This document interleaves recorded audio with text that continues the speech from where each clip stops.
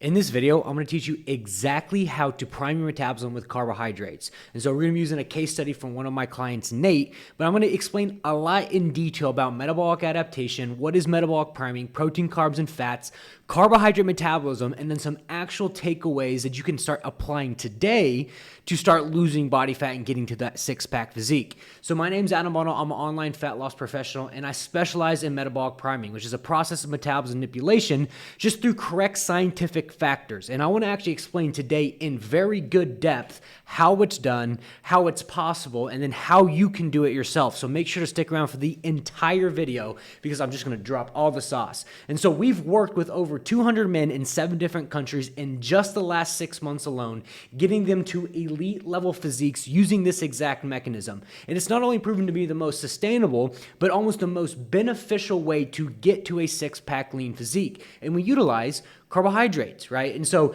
if you've been watching my channel for a while, you've seen a lot of our client case studies. There's over 50 on our channel right now. You've watched a lot of the key mechanisms of how we do what we do, but I want to kind of lay it out step by step in an actual video and just lay out all the information on the table for you guys so you can really understand how we do what we do and how we make it possible.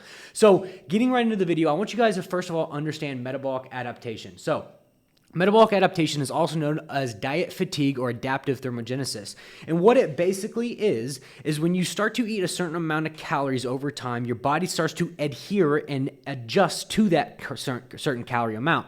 So it's just a simple survival mechanism of the body that it basically makes your body, let's say you're eating 2,000 calories, for example, your body's now maintenance is going to be 2,000 calories after a while because it's now adjusted. Maintenance calories is a very surface level term because it applies to what you've already been doing, what you've already been eating. If you go online and search on an online calculator, what's my maintenance calories, it's not going to put into context what you've already been eating and where your metabolic adaptation actually is. And so the longer we eat less, what our body is designed to do is more resistant. Our BMR starts to decrease, the thermic effect of food starts to decrease, energy burned to exercise decreases, and major hormones in these adaptations include leptin and ghrelin, which is why guys who go into severe calorie deficits or low carbohydrate states start to get very hungry because leptin is satiety hormone. Leptin starts to decline the less calories that you eat. You start to get more hungry. And then ghrelin starts to rise, the hunger hormone. And so other thyroid hormones like T3, testosterone, are all unfavorably affected by metabolic adaptation and weight loss. So guys who come to me who have lost 100 pounds before, they get into the spot where they're eating now under 2,000 calories and they're no longer losing body fat. They're no longer losing weight because their body's highly fatigued and they've already done all the hard weight loss. And now they're at the position where they have to utilize and actually have to dive deeper in the science into what their body's actually advanced at and where they're at currently and what the next steps would be. And what it would be is putting into context how your hormones are applied. So metabolic priming is the manipulation of cellular metabolism, turning the body into food storage mode, into stimulating the BMR to actually burn more energy, eating more food. If you try lowering your calories when your BMR is too low, you will hit a plateau. Instead, we work on increasing metabolism through strength training, muscle tissue, and priming it with carbohydrates, right? So when you lower your calories over time and your BMR is too low, you will no longer lose weight. You're kind of working against your body at that point. And what metabolic priming and the mechanisms are is hormonal changes, enzyme activation, mitochondrial adaptation, and then increased energy expenditure, improved fat burning, and enhanced muscle growth, which I don't know about you guys, but it all sounds pretty good stuff to me, right? But the key mechanisms we use is actually protein, carbs, and fats because a lot of people come to me and are like, well, how do you optimize someone's hormones with nutrition? Well, it comes down to the protein, carbs, and fats, right? Protein, carbs, and fats all have a specific role in your hormone profile, how your body burns calories, how your body burns energy, and how your body actually looks. When we think in the context of the science behind calories, protein, carbs, and fats, and macros and micros in general, calories do affect your weight to a certain sense until you hit a metabolic adaptation, but macronutrients affect how you look, cosmetic appearance, health markers, and then micronutrients affect how you feel. So breaking down very, very briefly, protein, carbs, and fats, protein has a 30% thermic effect. So very quickly, what the thermic effect of food actually is let's say you eat 100 calories of protein, 30% of that 30 calories actually gets broken down in the calorie conversion digestion process. And so I'm gonna list the thermic effect a few different times right here, so I wanted to explain that in general. But As you start to grow lean muscle tissue, your metabolism actually starts to rise. And that's because the more muscle tissue you have, the more calories it takes to sustain that muscle tissue. That's why bodybuilders can eat 3,000 calories and stay lean. But also the more muscle mass that you have, the leaner that you actually appear as well. So put that into context as well. More muscle tissue makes you appear more lean, right? Makes you 15% body fat at 180 versus 15% body fat at 150, two different looks. So protein, for instance, is 4 calories per gram. It increases muscle mass, we know that, and then it increases metabolism. So leptin. Carbohydrates have a 10% thermic effect. They support leptin, which is, remember, the satiety hormone, 4 calories per gram, and they support essential body functions. Your body wants to use carbohydrates as fuel. It gets broken down into glucose for energy, and extra is stored in the liver. So yes, extra carbohydrates is stored in the liver. Extra carbohydrates will make you fat, but when calories are equated, when you take the calories equated for overconsumption of fat and the overconsumption of carbohydrates, the body is more likely to store fat, the macromolecule of fat, rather than carbohydrates, because it prefers to burn carbohydrates. And then we get into fat intake, which has a very low thermic effect. 3% thermic effect, 9 calories per gram. It gets broken down to fatty acids for energy, extra is stored in fat cells. And I want you to remember this, extra is stored in fat cells. And it gives the body energy and support cell function and hormones.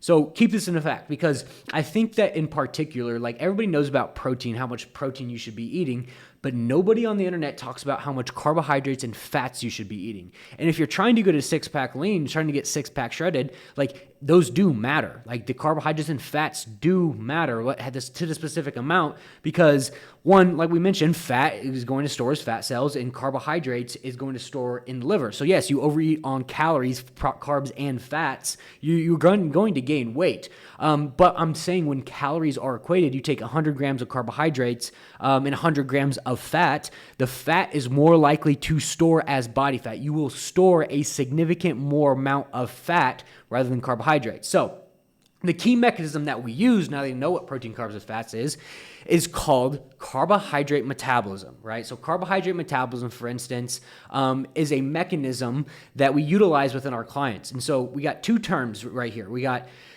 fat adaptation and carbohydrate metabolism. And I want to explain these in general, because all of this is going to help the process of what we use, metabolic priming, make a lot of sense.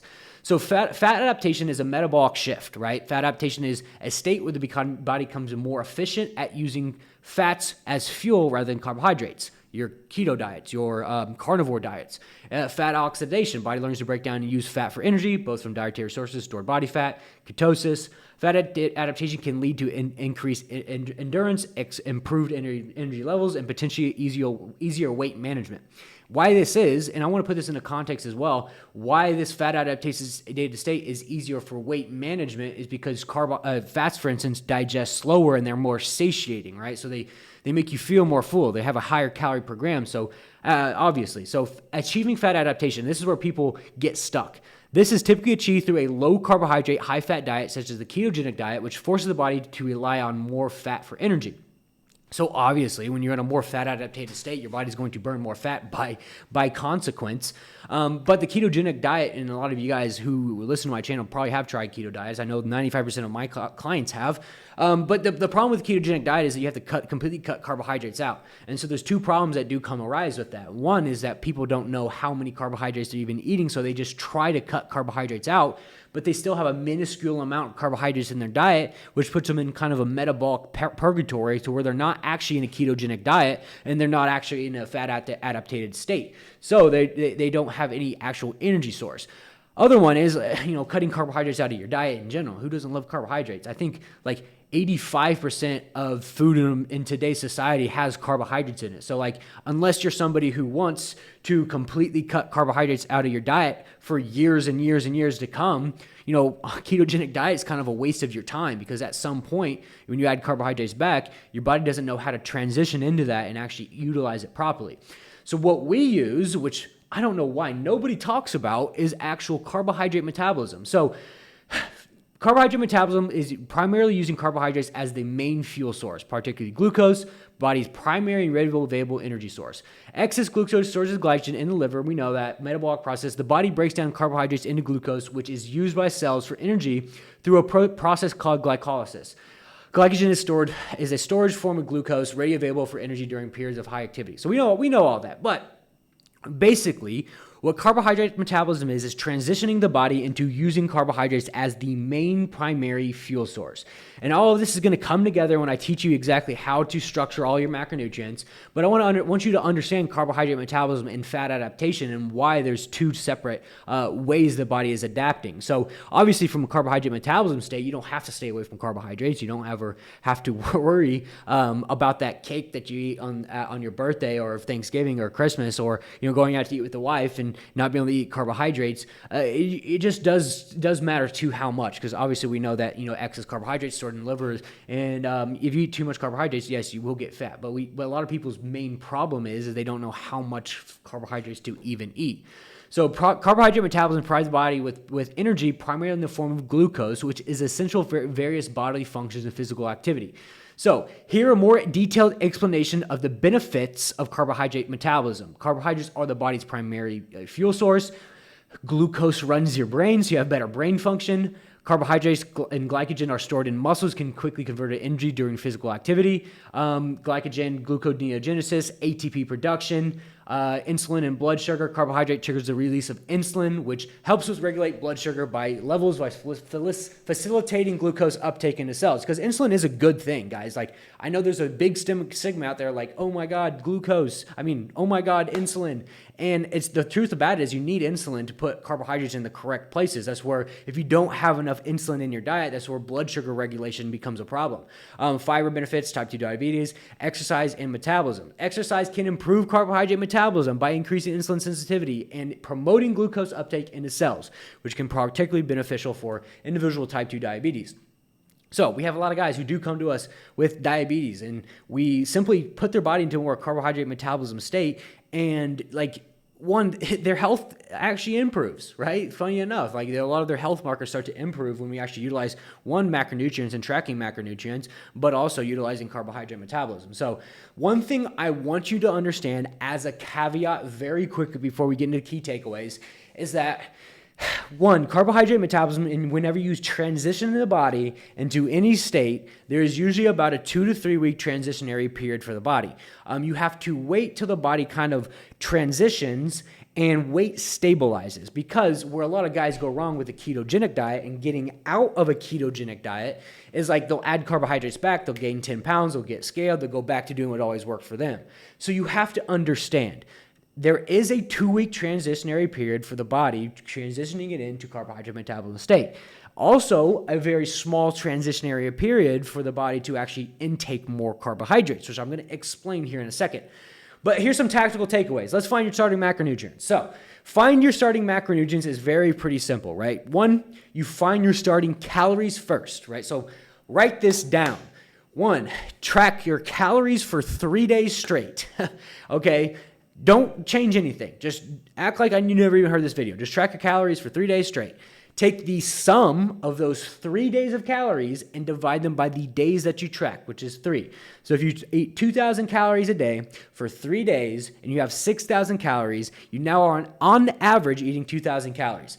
So next, take 1.2 times protein of your body weight. And I wanted to actually show you this quick excerpt up here about a higher protein intake and why we utilize a higher protein intake. So yes, of course, like we mentioned, that protein has a higher thermic effect of food, which will boost metabolism, preserves muscle mass. But they've done scientific studies on higher protein intake individuals, and it works similar to the over-the-counter fat burner by the thermic effect it actually provides you, right? So it also promotes satiety. So higher protein intake, it preserves more muscle mass, boosts your metabolism, and increases satiety. So we use 1.2 grams of protein for our clients. So 1.2 times your body weight in protein, 0.3 times fat in your body weight. So what we're doing is we're lowering fat intake, because the main thing that I see in today's society is that men love their fat intake. Beef, steak, all the dark meats, and then just the Western diet in general is super high in fats. So one, cutting a lot of the fats out is going to help your body a lot with digestion, with hormone imbalances, and increasing the way that your body digests food, right? So like we cut the fat intake, we raise the protein intake, and then we utilize and fill the rest with carbohydrates to meet that starting calories. So one more time, starting calories, find your starting calories, 1.2 times your body weight in protein, 0.3 times your body weight in fat. Fill the rest with carbohydrates to meet those calories, right? And then each week, we are actually going to raise those. So let's look at this an actual key concept of what it looks like for Nate, our client that we actually did this for. So in the metabolic priming phase, the first thing we're looking for is not really necessarily weight loss. We're looking for fat loss because there's a difference between weight loss and fat loss. And a lot of you guys who've lost a significant amount of weight, you've lost a significant amount of muscle, right? So like a lot of my clients, when they come to us and we utilize carbohydrate metabolism and metabolic priming, they'll lose weight, but they'll actually gain muscle tissue as well. And that's why you see body composition changes. You see crazy changes within their body. And they'll lose a significant amount of weight, yes, but they'll still look like they've lost 30 pounds but only lost 10. So there's a difference between weight loss and fat loss. One, weight loss is losing just weight. Fat loss is losing just fat. And the science says in very gray, black detail that it is more detrimental on a male human anatomy to lose muscle tissue than it is to lose body fat for testosterone, for metabolism, for the consumption of calories. Put that into the context. It is more detrimental for you to lose muscle tissue than it is for you to lose body fat. So all you guys who are trying to lose body fat, but you just lose a shit ton of muscle, that's the reason you get caught in the skinny fat phase. That's the reason why you gain all the way back. So you don't have to change it each week. All right, so I made this a while back with my client Nathan, and this was his metabolic priming phase. We brought him from 2,100 calories to 2,700 calories, and he lost 15 pounds. And I'll show you right here. He started at 235. He ended at 221, right? So 15 pounds down. And here's the progress. Here's the proof. Raised food, raised food, raised food, raised food, raised food, all the way until we got him close to like 2,900 calories. So we are quite literally at 2,100 calories from 2,100 calories.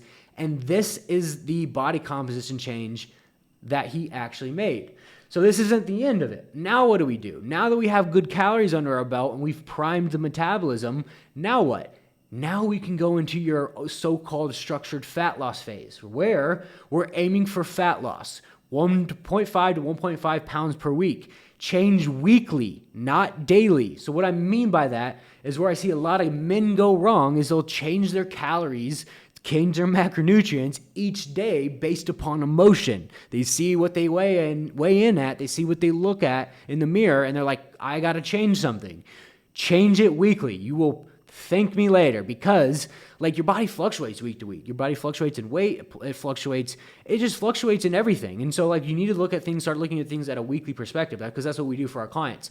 So refeed when the weight stops, energy drops, and hunger rises. So our clients check in each week with a check-in form. And on that check-in form, we have their hunger levels, we have their fatigue, and we also have obviously their weight, right? So if a client's weight ever stabilizes, right, one, we will look at, okay, where's our energy? So they usually put in 1 through 10. So if energy's at a 7 and hunger's at a 7, then we're good to go. That's all good, right? But if their energy is at a 3 and their hunger's at a 9, then we could probably pull back and do a little bit of a refeed, right? And give them more food for the stimulation of T3, which is thyroxine, the main hormone when it does come to your thyroid. But if their actual hunger's high, this is like kind of the third one, if their hunger's high, like 9, but their energy is also relatively high, like at a 6, we're really pretty good. Like, because we don't want to be scared of hunger. Hunger is a good thing. It means that our body's in more of a fat loss phase. So we don't want to be scared of hunger.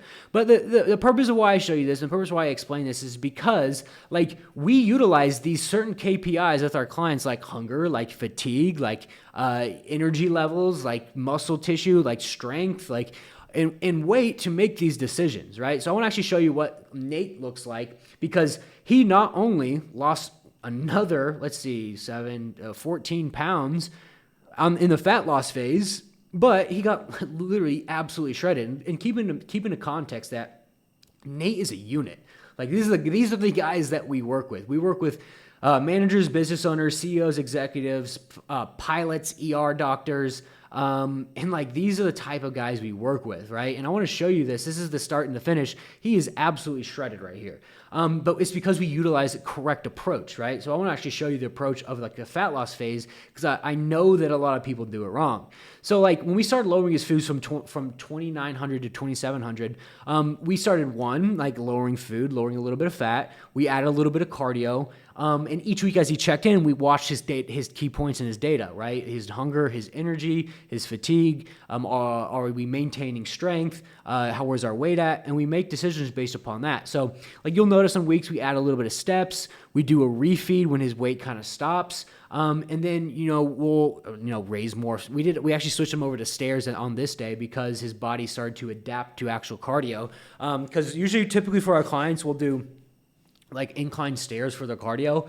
But I think the big caveat what people don't understand is that like cardio you start to adjust to cardio over time. Like the same 15 minutes of cardio you do on day 1 and you do the same one on day 30 won't burn the same amount of calories because cardiovascular systems improve and you start to burn less calories. So like we switched them over into like more of a heart rate zone and then like raised cardio. Lowered food right here. So we got him pretty low here, right? But like, watch what happens after this. So we got him pretty low right here, and he kind of like, he drops off a little bit, right? You can see his body composition. He looks almost like kind of a little bit flat right here. He got a little bit flat, and that was a key dictator. It's like, okay, we need to actually improve.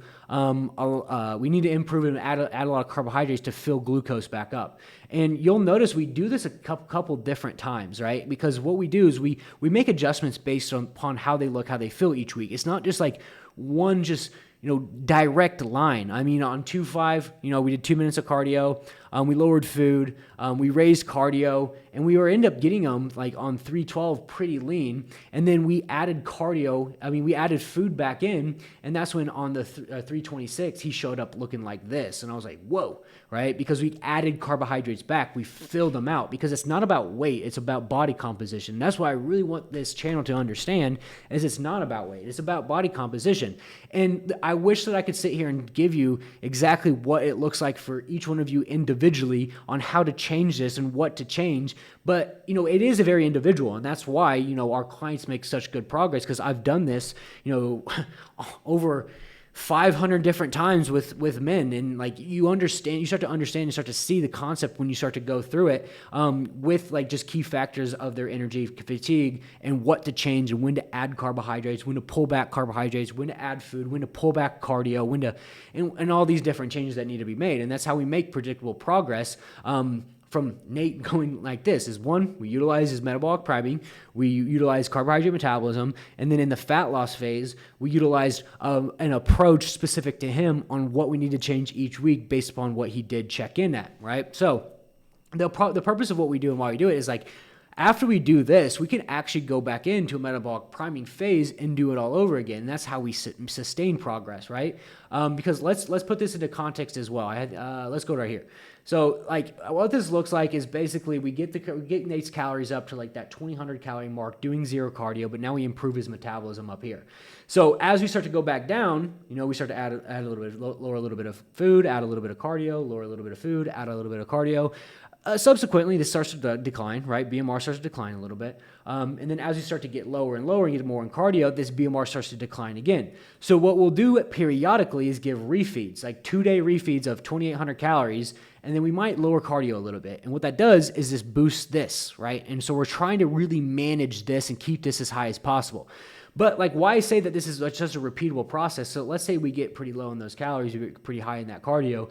Nate says, I look amazing. Like, I'm 6-pack shredded, I'm under 10% body fat. He's like, I'd rather just go like into a maintenance phase. Cool, let's do a maintenance phase. And so what we'll do is we'll cut cardio in half, add a little bit of food, and now we work on raising this and maintaining his body fat composition and maintaining that 10% that he's already reached. And then we start to lower this a little bit, and we just wait for the body to adjust, similar to like a metabolic priming phase. And then we get him to, 26, 27, 2,500 calories, wherever's sustainable for him. But we manage to get this so high that he's able to sustain that for a very good, a long amount of time. And the purpose of what we do is we actually teach our clients how to do this themselves as well, which is the most important factor because this is how they maintain it. But anyways, like that's the whole concept of what we do and why we do it. And like I said, there's over 50 client testimonials, case studies on my channel showing you exactly how we make this possible. So go check those out. But if you're somebody who's been watching my channel for a while, and you guys know that I just drop as much sauce on this channel as possible just to help you guys out. And if you guys think that I drop the sauce for you guys, imagine what type of sauce my clients give, right? Because like I give my clients all of our attention and we change everything specific and customize everything for them.